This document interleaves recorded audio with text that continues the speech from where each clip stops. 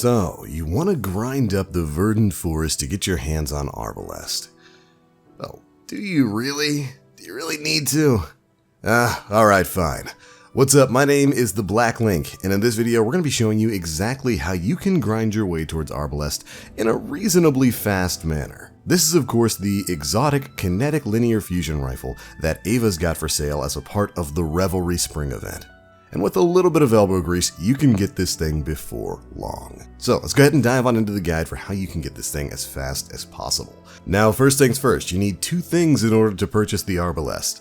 You need to have completed the Revelry-based triumph Party Hard, and you'll need at least 300 Reveler's Essence. Now the latter part there, the Essence is actually going to be really easy to get.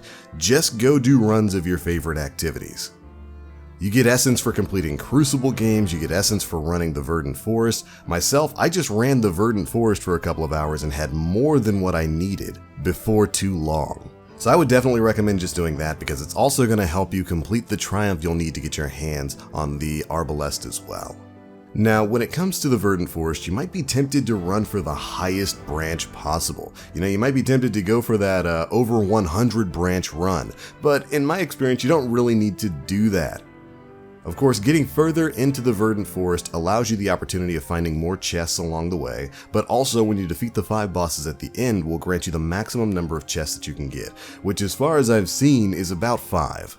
And of course, from those 5 chests can drop any of the Revelry-based legendary armor, as well as a bunch of Reveler's Essence. But in my experience, you only really need to get to around branch 35 plus to get the 5 chest drop. So if you're in a dedicated farming group, you really don't need to go too much further than that, unless you want to and you just want to get some of the latent treasure chests that are scattered throughout the Verdant Forest. Which definitely is worth your time. Those can drop from 5 to 15 Reveler's Essence apiece. And in my experience, they spawn literally everywhere, so make sure you keep an eye out for those. But yeah, you don't need to spend an hour and a half grinding through one session of the Verdant Forest, since the rewards seem to taper down in terms of the chests after you defeat the 5 bosses after that 35 to 40 branch area. So if you're trying to get this grinding part done as quickly as possible, you can usually probably end your run around there. Now, moving on, of course, you'll also need to get the Triumph Party Hard done. This triumph requires that you get at least 7 other Revelry triumphs completed, which can seem like a daunting task, but I promise you it's going to be super easy. At least 3 to 4 of these can be completed in the Verdant Forest itself. Triumphs like Spring Cleaning, Verdant Light Events, Spring Hunt, Super Celebratory, and Melee Mayhem can all be done in the Verdant Forest, and you'll probably have all of those outside of Melee Mayhem done just by running it normally. So right off the bat, there are 4 triumphs you'll have done just by running the Verdant Forest passively, which is why I recommend doing that to build up your Reveler's Essence. You'll just get these done naturally while you're in there. But for the 3 final triumphs that you'll need, these are the ones that I think are the easiest to farm: Melee Mayhem, Fireworks, and Verdant Light Cooperative. You can do all 3 of these solo and really quickly. So let's go ahead and dive into how. For Melee Mayhem, you simply need to land melee final blows on enemies in the Verdant Forest, any Black Armory Forge, or in raids. Which is pretty simple to do. Pop a tonic for your melee ability energy, and either jump back into a run of the Verdant Forest or maybe the Volander Forge and just melee slap everything.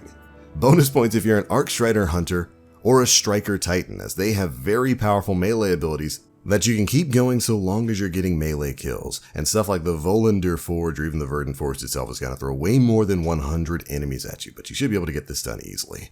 For Fireworks, it's very much the same. Here's what I'd recommend you do.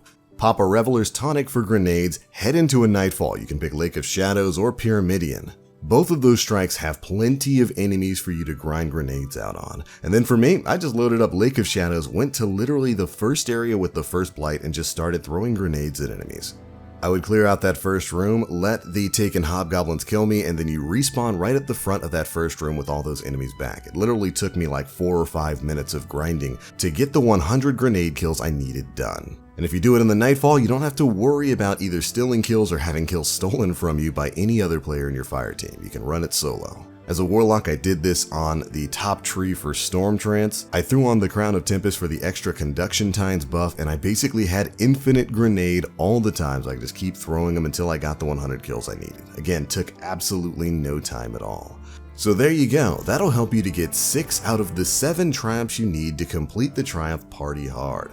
The final one is Verdant Light Cooperative, which requires you to generate orbs of light and strikes or raids while affected by Revelric Light. Now this one's worded a little bit weirdly, but it basically means you're gonna need to get precision headshot kills to generate orbs of light using Revelric Light. And thankfully, this one's pretty easy to get done in the same way you've been doing some of the other triumphs like fireworks for your grenade kills. You can actually just stay in the Lake of Shadows and do the same thing, just pop headshots on everything you see, and you should build up about 200 orbs of light fairly quickly.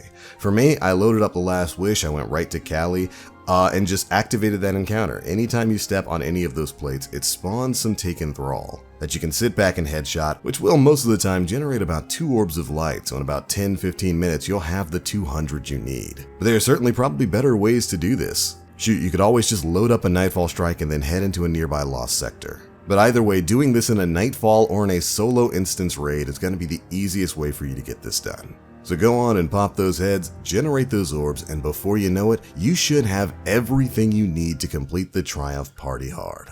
Like I said before, those are the 7 easiest to farm triumphs. You should be able to get those done fairly quickly in a single afternoon. Anyways, once you've completed Party Hard and gathered up at least 300 Reveler's Essence, return to Ava Levante in the tower and you will be able to purchase the Arbalest. Congratulations, Guardian, you got a lot of grinding done and nailed yet another exotic. Now, is it good and worth the trouble? It's meh. We'll cover most of this in the review for the weapon. The Arbalest basically kind of functions a bit like a Crooked Fang. It's in the 533 charge time tier for linear fusion rifles. And its special ability, Compounding Force, is great for popping shields. Like, I haven't run into a shield on anything outside of like a match game enemy in a Nightfall that can withstand a shot from this thing. But outside of that utility, it is hard to justify using the Arbalest over some of the other exotics we have right now. Now, don't get me wrong, popping that shield and then getting that bonus damage, landing a precision shot in PvE is great. You deal a lot of damage with this thing. But that damage is generally only noticeable or really worthy of exotic status when you land a precision shot, and even then, you could be using other stuff like other snipers, other linear fusion rifles, and whatnot just to make a bit more impact there. In PvP, it's actually a pretty fun gun, outside of the fact that you basically need to run with linear fusion abilities like Scavenger and Reserves that you spawn with, more than one shot in the magazine. But it is capable of one-shotting in PvP if you aim for the head, of course, just like any other sniper rifle or linear fusion rifle. But overall, with the bevy of fantastic PvP exotics we have right now, and just other better legendary options, it's kind of hard to justify using it in PvP. I had a little bit of fun with it, nailing headshots and whatnot. But after a few games, I did find myself falling back to like the Ace of Spades, Thorn, Last Word, and all the other mainstays of PvP. I probably need to give this gun a little bit more time to form a full opinion on it, but right now it's just kind of eh.